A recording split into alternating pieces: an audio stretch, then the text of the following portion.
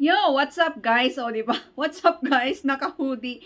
Yes, malamig po kasi dito sa amin. And of course, ber na po. Tag-ulan. Ayan, kaya naka-hoodie tayo para tayong mag-rap. Ayo. So, welcome back to our YouTube channel. Mga kasyurpa at kamarites ko dyan. It's me again, Beth Aglasi. At kung bago ka pa lang dito at hindi ka pa nakasubscribe, mag-subscribe ka na po kasi libre lang po yan. At pakalimbang na rin yung bell na yan sa baba. Para laging mano-notify kung may mga incoming upload ako. Ayan. So, na-miss ko ulit kayo. Matagal tayong walang Sanla update. So, keep on watching. Sanla update kay Cebuana. Ayan.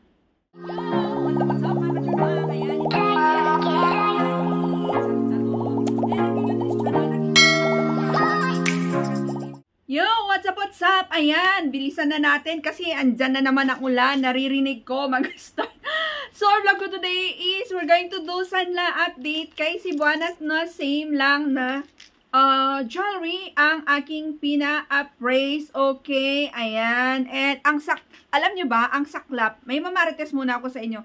Mag-start na ako mag-vlog and then kamamadali ko nga kasi nakita ko na nga sa na may paparating na malakas na ulan ulit.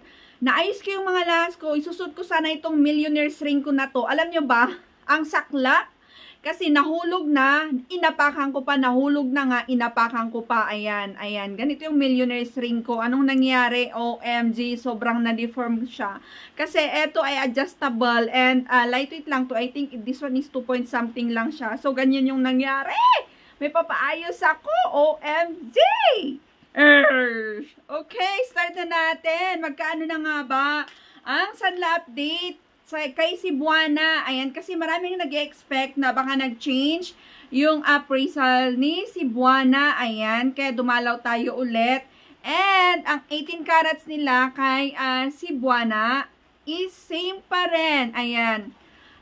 Sila kasi yung hindi yung paiba-iba. Kumbaga, may standard set price na sila ng 18 carats. So, ang 18 carats sa kanila is 2,875 dito sa aking place. Kasi may mga nababasa ako sa last vlog ko na parang mataas yata yung binibigay niya. It's like, basta mataas.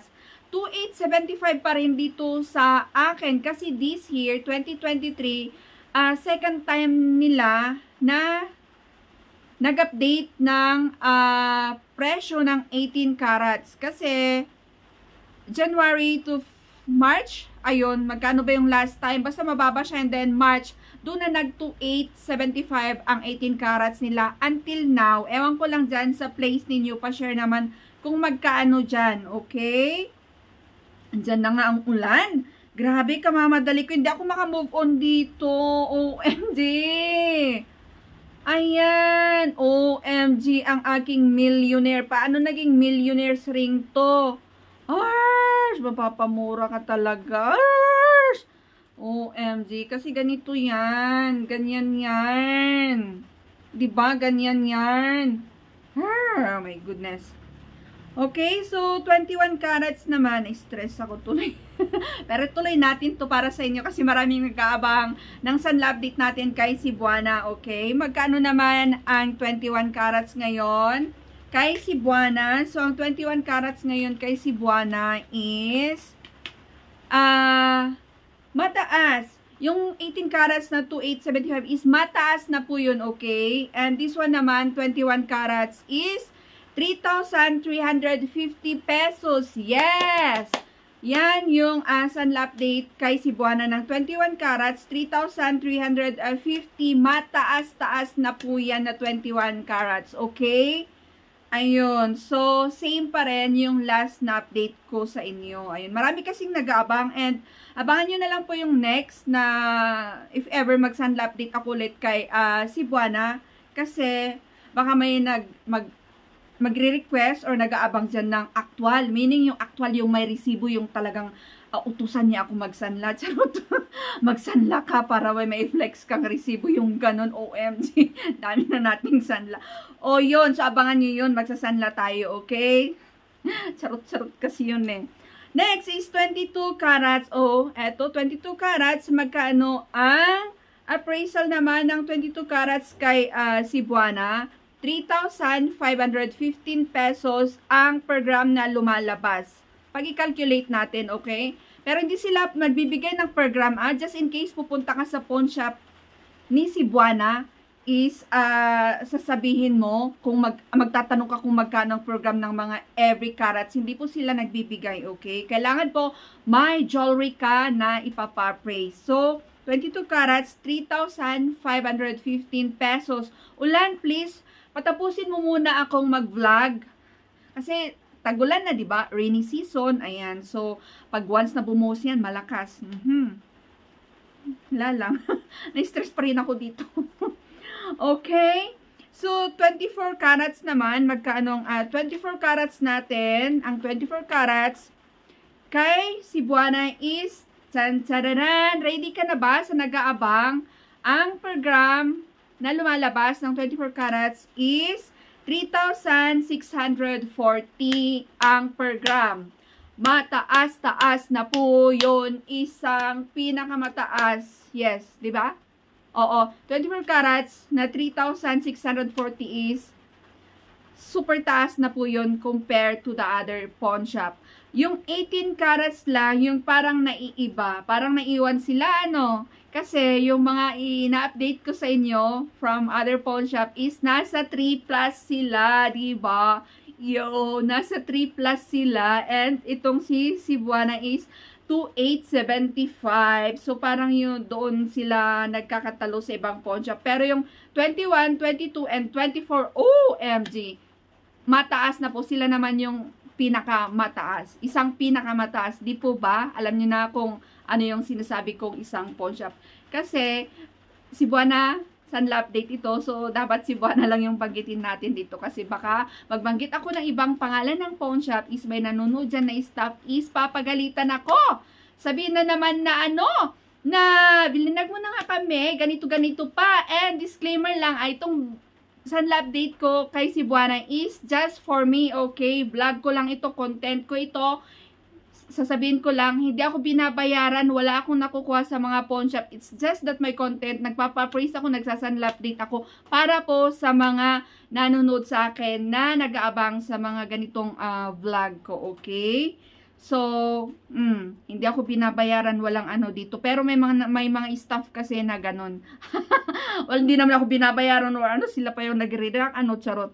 So, 14 carats, yes, may 14 carats. And wait, sa mga naka-download pala sa application nila, 'di ba? May application ng Cebuana na Ceb Express, 'yun. Kasi and then may makikita kayo doon na pwede niyo ma-check doon kung magkano yung appraisal rate nila. Yes po, same lang din po yung makikita niyo doon in actual. In my place, ha, yung makikita niyo doon and then pagpunta ka sa pawn shop, same lang din. Ayan. And pag may mga baguhan, kasi na-experience ko, pag may mga baguhan or mga extra lang na staff na nakaupo doon, mababa, either mababa yung binibigay niyang appraisal, hindi mo makukuha yung nakalagay sa app nila, application nila na yun. Kasi na-experience ko na yun, which is na-i-share ko na sa inyo last time, okay? So, yung 14 carats nila is 2,235 pesos. So, mataas-taas, not bad, okay? Ang taas-taas na po yun. Ayan, sa mga nag-aabang ng Sanla update natin kay Cebuana. Mag-umpisa tayo sa 14 carats. Recap ko lang ha, kasi hindi ba lata na nagmamadali ako? Kasi yung ulan, tapos yung stress ko dito, iniisip ko kung ano bang gagawin ko dito. Iba talaga pag may nangyaring ano, may nayupi kasi dito eh, may nayupi, kaya hindi ako maka-move on. Nahulog na nga. Napakan ko pa na double kill. Ayun. Kakaas. Start natin 14 carats, 2,235 ang per gram. 18 carats, 2,875 ang per gram. Pag kinakalculate natin, 21 carats is 3,350, super taas. 22 carats is 3,515 pesos, super taas. 24 carats, 3,640. Super duper taas. Charot. Mataas-taas na po yun. So, yan po ang Sanla update natin kay Cebuana Pawn Shop. And yung mga jewelry ko, kasi yung pagbabanggit ko ng jewelry is talagang jewelry. Ang tigas na dila ko, jewelry. Pero ang pronunciation nun is jewelry.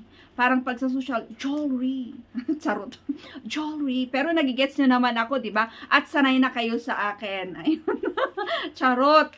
So, yan lang ang As and Love date natin. Kay Cebuana, same pa rin. Last time talaga, ayan. Kaya kung napansin nyo, is parang, parang once lang, once a month or once in 2 months ako nag-update kay, Cebuana, ayan. Unlike kay Palawan na halos parang weekly kasi iba't ibang pawn shop, iba't ibang branch yung pinupuntahan ko and talagang nakakakuha ako ng iba't ibang appraisal nila. Kaya natutuwa ako na mag-share sa inyo kasi magkakaiba talaga yung mga appraisal ng mga iba't ibang pawn shop and then iba't ibang staff and then iba't ibang mood, ganun, at yung mga clarity ng mga alahas natin, depende sa mga alahas natin, ganun. Pag overuse, may mga nabibigyan ng hindi standard price ng 18 carats, binibigyan nila ng lower price, ganun. So, that's it for today's vlog. Abangan nyo na lang po yung next na Sanla update natin kung ano man ang, ay! Parang tumigil na yung ulan na hindi natuloy. So, that's it. You know the drill if you're new to this channel. Thanks for watching. Bye-bye and God bless. Para maayos ko na ito. So, bye! OMG, mga kachorpang. Grabe yung nangyari dito sa aking millionaire's ring na ito.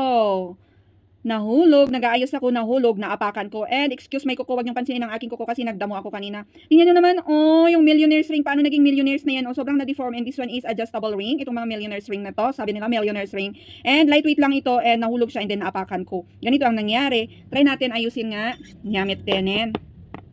So, may ring sizer ako dito. Try natin nga kung maayos, OMG. And then, may pako. Ay, pako. What?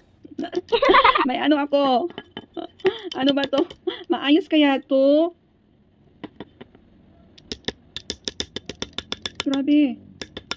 Maayos siya. Ay, okay na ayos pala siya, oh. Kita niyo yan? Grabe naman to. Dito banda.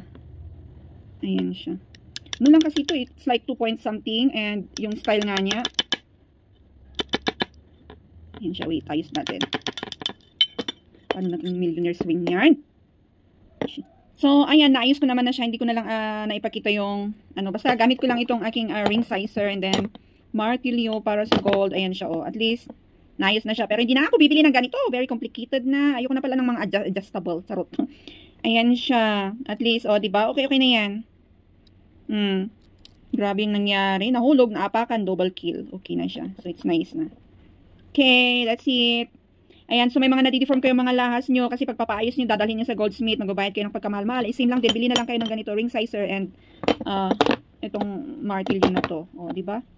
Same lang din yung gagawin. Lalagay dito and then pupukpukin. Bye!